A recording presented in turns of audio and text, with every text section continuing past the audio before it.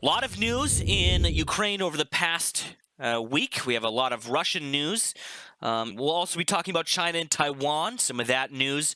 We'll be touching on the Ohio train derailment, as well as some other news stories of interest. Firstly, tonight, Russian forces are mounting round-the-clock attacks on Ukrainian positions in the east of the country. Ukraine's deputy defense minister has said in reports the enemy's offensive continues in the east with, quote, round-the-clock attacks. The situation is tense. Meanwhile, at least 6,000 children from Ukraine have attended Russian re-education camps in the past year, with several hundred held there for weeks or months beyond their scheduled return date. Russia has also unnecessarily expedited the adoption and fostering of children from Ukraine in what could constitute a war crime. So in other news, Wagner boss Yevgeny Prigozhin has admitted that his mercenary group is facing difficulties in Ukraine and will soon, quote, decrease in size. The number of Wagner units will decrease, and we will also not be able to carry out the scope of tasks that we would like to, Prigozhin said, amid growing evidence that his political influence in the Kremlin is waning. Ukraine's allies have said it is unlikely they will be able to supply the number of tanks they previously promised. After a meeting in Brussels, Boris Pistorius said they would not be able to reach the size of the battalion. The bad news comes just after the NATO chief, Jens Stoltenberg, announced that Russia had begun a renewed offensive in the east in an attempt to take more territory before new Western equipment arrives in the spring. Warships in the Russian Navy Northern Fleet have been deployed with tactical nuclear weapons. The Norwegian intelligence service said in a report released Monday. This is the first time in 30 years the fleet has gone to sea with nuclear weapons on board. Quote here, with weakened conventional capability, the importance of nuclear weapons for Russia has increased significantly, the report said. The Russian strategic and regional deterrent forces have thus become increasingly important for Russian military power. Meanwhile, some other Ukraine news here. NATO allies worry about the dwindling ammo stockpiles as they try to keep Ukraine's troops on the battlefield in the fight. On Monday night, NATO Secretary Jens Stoltenberg told reporters ahead of a meeting of alliance officials that, quote, the current rate of Ukraine's ammunition expenditure is many times higher than our current rate of production. This puts our defense industries under strain. A U.S. diplomat says Washington is, quote, deeply concerned about an alleged plot to destabilize Moldova. We are all too familiar with Russia's playbook, Donfried said. We've seen what Russia has done in many places, including Moldova, including Ukraine, including Georgia. The list could continue. The United States has been in, quote, very close contact with our Moldovan partners during what is a critical time, and we strongly support the leadership of Moldovan President Maya Sandu. Again, a lot of people don't realize that, but Transnistria does have a semi-significant amount of Russian troops and forces there. And again, it's right between Moldova and the Ukrainian border.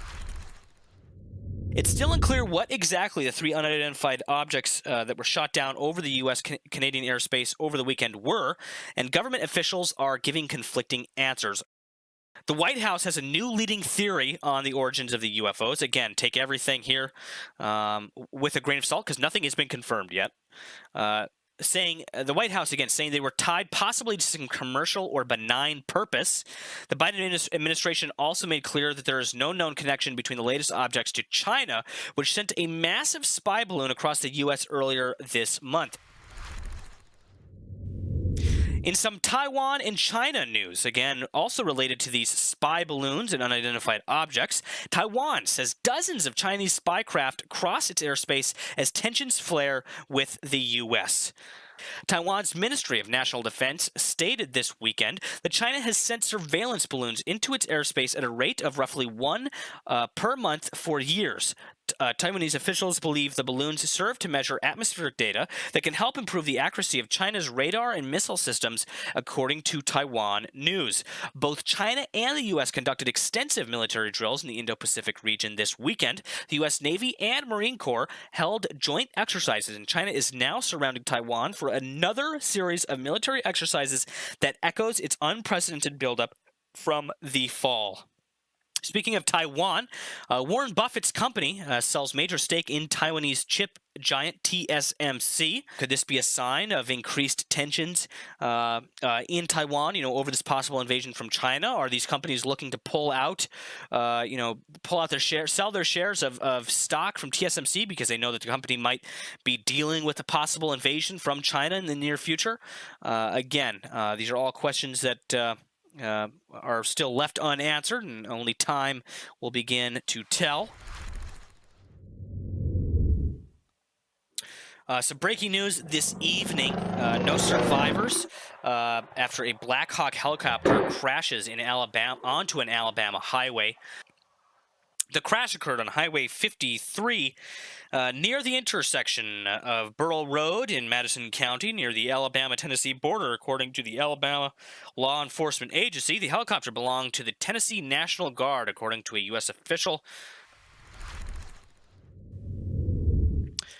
In some updates and news on the Ohio train derailment.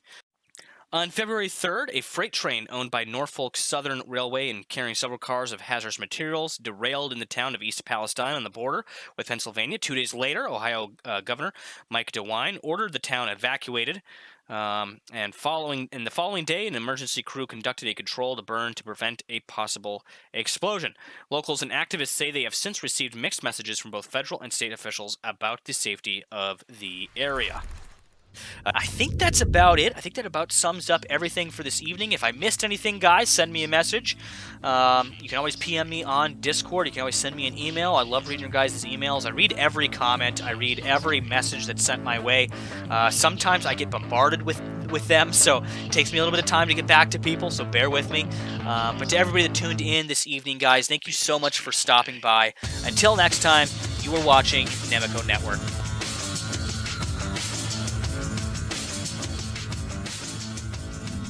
Nemico.